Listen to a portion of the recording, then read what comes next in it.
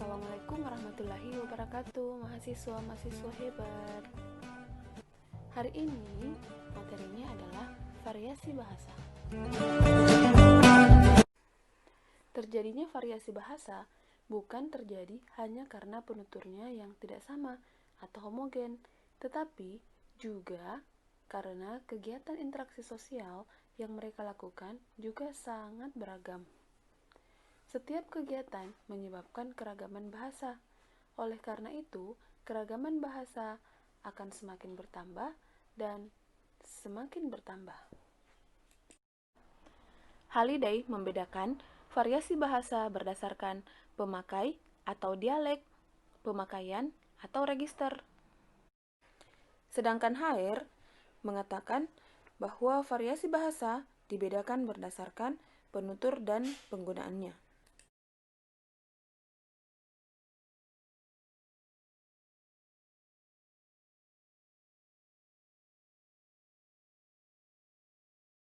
Kelaminnya, dan kapan bahasa itu digunakan.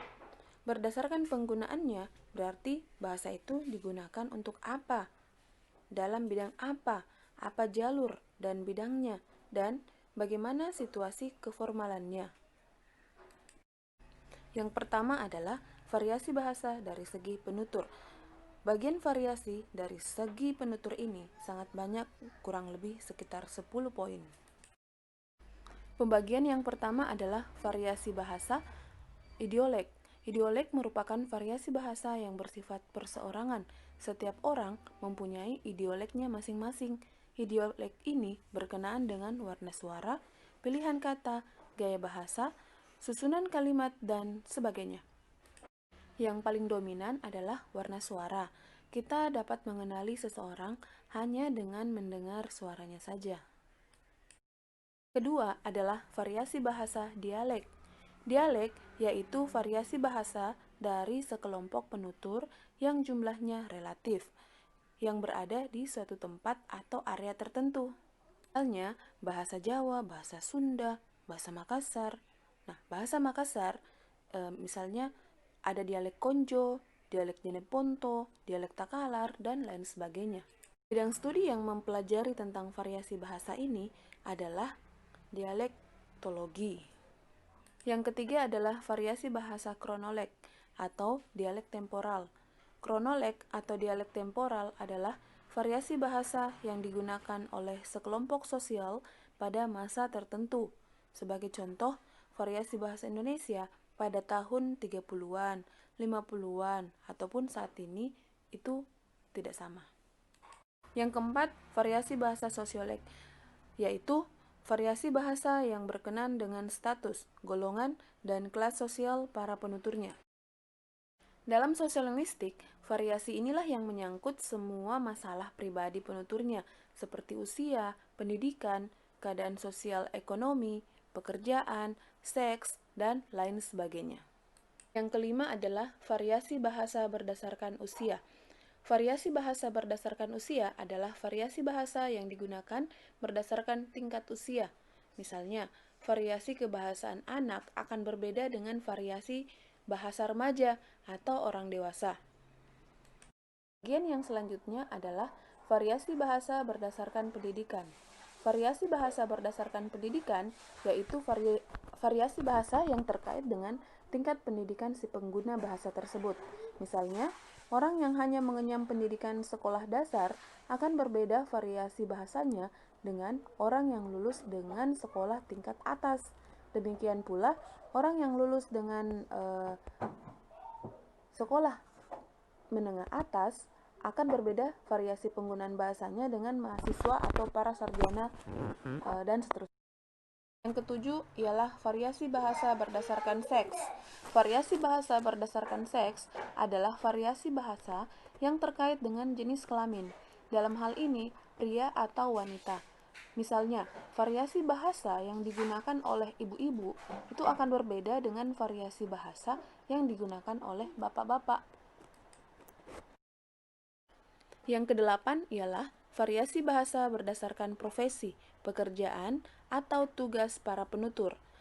Variasi ini adalah variasi bahasa yang terkait dengan jenis profesi, pekerjaan, dan tugas para pengguna bahasa tersebut. Misalnya, variasi bahasa yang digunakan para guru, mubalik, dokter, dan lain sebagainya tentu memiliki variasi bahasa yang berbeda-beda. Selanjutnya adalah variasi bahasa berdasarkan tingkat kebangsawanan, yaitu variasi yang terkait dengan tingkat dan kedudukannya dalam masyarakat. Misalnya, adanya perbedaan variasi bahasa yang digunakan oleh raja atau keturunan raja dengan masyarakat biasa dalam menggunakan kosakata. Seperti kata mati itu digunakan untuk masyarakat biasa, sedangkan kata wafat digunakan untuk para raja. Selanjutnya adalah variasi bahasa berdasarkan tingkat ekonomi para penutur. Variasi bahasa berdasarkan tingkat ekonomi para penutur adalah variasi bahasa yang mempunyai kemiripan dengan variasi bahasa kebangsawanan. Hanya saja, variasi bahasa dengan tingkat ekonomi bukan sebagai warisan, sebagaimana halnya dengan tingkat kebangsawanan. Misalnya, seseorang yang memiliki tingkat ekonomi yang tinggi akan mempunyai variasi bahasa yang berbeda dengan orang yang memiliki tingkat ekonomi yang lemah. Berkaitan dengan variasi bahasa berdasarkan tingkat golongan, status, dan kelas sosial para penuturnya, dikenal dengan adanya variasi bahasa akrolek, basilek, vulgar, slang, kolokial, jargon, argoi, dan ken. Adapun penjelasan tentang variasi bahasa tersebut adalah sebagai berikut. Yang pertama, akrolek. Akrolek adalah variasi bahasa sosial yang dianggap lebih tinggi atau lebih bergengsi dari variasi sosial lainnya. Selanjutnya, basilek. Basilek adalah variasi sosial yang dianggap kurang bergengsi, bahkan dipandang rendah. Kemudian, vulgar. Vulgar adalah variasi bahasa sosial yang ciri-cirinya nampak pada pemakai bahasa yang kurang terpelajar atau dari kalangan yang tidak berpendidikan. Selanjutnya, slang. Slang adalah variasi sosial yang bersifat khusus dan rahasia. Dan yang terakhir adalah kolokial, adalah variasi sosial yang digunakan dalam percakapan sehari-hari yang cenderung menyingkat kata karena bukan merupakan bahasa tulis. Misalnya dokter disingkat dok, profesor disingkat prof, led, dak disingkat. Selanjutnya adalah variasi bahasa dari segi keformalan menurut Martin George. Variasi bahasa ini dibagi menjadi 5 ragam, yaitu ragam beku, ragam resmi, ragam usaha, ragam santai, dan ragam akrab. Yang pertama adalah ragam beku. Ragam beku adalah variasi bahasa yang paling formal yang digunakan dalam situasi khidmat dan upacara resmi, misalnya dalam khutbah, undang-undang, akte notaris, sumpah, dan sebagainya. Disebut ragam beku karena pola dan kaidahnya sudah ditetapkan secara mantap atau tidak boleh diubah-ubah. Yang kedua adalah ragam resmi. Ragam resmi adalah variasi bahasa yang formal yang biasa digunakan dalam acara pidato kenegaraan, rapat dinas, ceramah, buku pelajaran, dan lain sebagainya. Ketiga adalah ragam usaha. Ragam usaha adalah variasi bahasa yang lazim digunakan digunakan dalam pembicaraan, biasanya di sekolah, rapat-rapat, ataupun yang berorientasi pada hasil. Wujud ragam ini berada di antara ragam formal dan ragam informal atau santai. Keempat adalah ragam santai. Ragam santai adalah variasi bahasa yang digunakan dalam situasi tidak resmi, misalnya untuk berbincang-bincang dengan keluarga atau teman pada waktu beristirahat, olahraga, berekreasi, dan lain sebagainya. Ragam santai banyak menggunakan bentuk allegro atau bentuk kata ujaran-ujaran yang dipendekkan. Yang terakhir adalah ragam akrab. yaitu ragam yang biasanya digunakan oleh para penutur yang hubungannya sudah akrab, seperti antara anggota keluarga atau sahabat. Ragam ini menggunakan bahasa yang tidak lengkap dengan artikulasi yang tidak jelas juga. Selanjutnya adalah variasi dari segi sarana.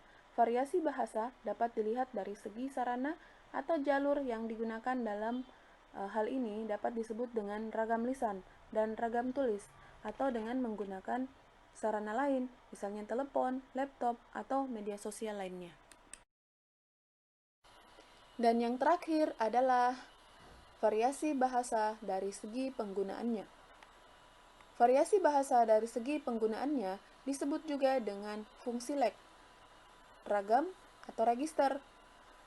Register adalah ragam tertentu yang digunakan untuk maksud tertentu dengan bidang penggunaannya dan tingkat keformalannya.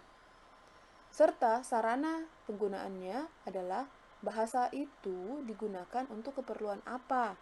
Contohnya, ada variasi bahasa di bidang jurnalistik, militer, sastra, perekonomian, dan lain sebagainya. Holmes memberi pengertian mengenai register dengan konsep yang lebih luas, yang mencerminkan perubahan berdasarkan faktor situasi seperti waktu, tempat, atau topik pembicaraan. Variasi bahasa terjadi karena adanya keragaman penutur.